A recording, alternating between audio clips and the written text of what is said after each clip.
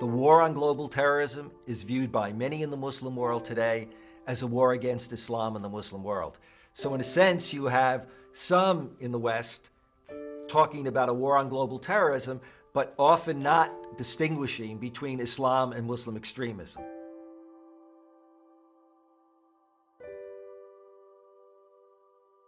I'm John Esposito. I'm a university professor at Georgetown University and director of the Center for Muslim-Christian Understanding. I had done my work in Catholic theology, went to graduate school, intended to finish a degree in religion, but was required to study world religions first. Everybody went in, and I became interested in Buddhism and Hinduism. When I was asked to study Islam by the chairman, I refused, because I didn't know much about Islam, and in the late 60s, I had all of the stereotypes that many in America have about Arabs and Muslims. Harems, backwardness, and of course the Arab-Israeli conflict, but seen only from one perspective. So as far as I was concerned, why would I want to do it? But then when I was strongly encouraged, one might even say forced, to at least agree to take one course, the world sort of exploded for me. Wrong term to use these days, but a world opened up for me. And that is, I suddenly realized that it wasn't just that there was a Judeo-Christian tradition, that there was a Judeo-Christian Islamic tradition. Whereas it used to be that Islam was put over there with Hinduism and Buddhism and sharply distinguished in most people's minds with Judaism and Christianity. So I became very interested in the interconnections. And then as I saw the unfolding of the Iranian Revolution and the emergence of Islam in many people's consciousness in the West, with no context, the emergence of Islam as a global threat, rather than simply dealing with the realities of what was going on, but seeing this global threat, it just seemed to me as if this was something that had to be addressed. We live in an interconnected world because of globalization, and that interconnected world is not just one that says that political violence can affect me physically.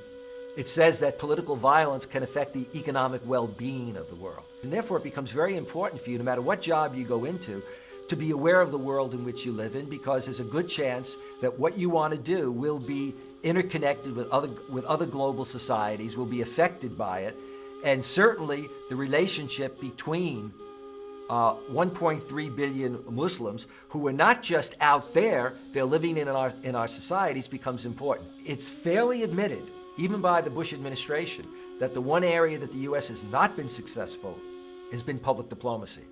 And indeed, the president appointed somebody very close to him, Karen Hughes, to jumpstart.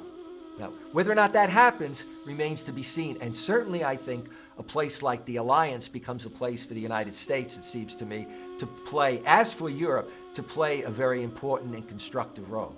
If we want to promote cooperation between these civilizations, then we have to walk the way we talk. I think we emphasize the talk often. The real question is, how do we move beyond to implement? First stage is you come together, you look at the problem.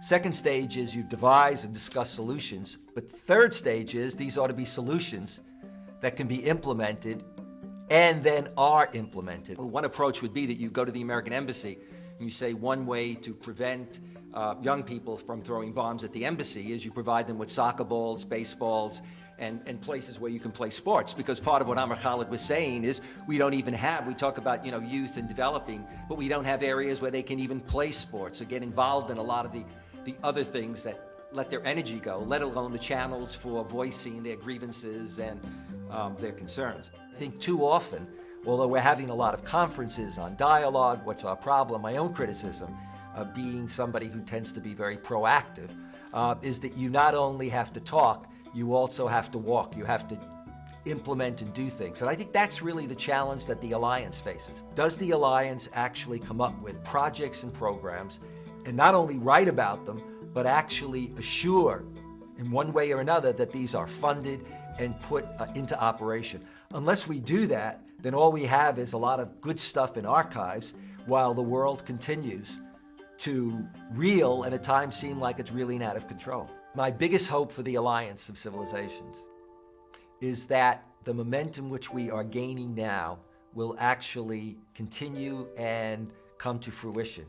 And that means that by the time that our first year is over, that we will have so created an agenda for reform and begun to implement programs that countries and individuals will see that this is something that is both critical for the world at this particular point in time and something that they need to support. And that as a result of that, that what the alliance sets in motion will continue. That in fact, the work of the alliance will not simply be a 1 year and then it's over, but rather that there will be a way of moving to, if you will, a next stage in which the alliance, the secretariat that's set up, the projects that are both actually set in motion as well as those that are put in line will continue to be supported and implemented.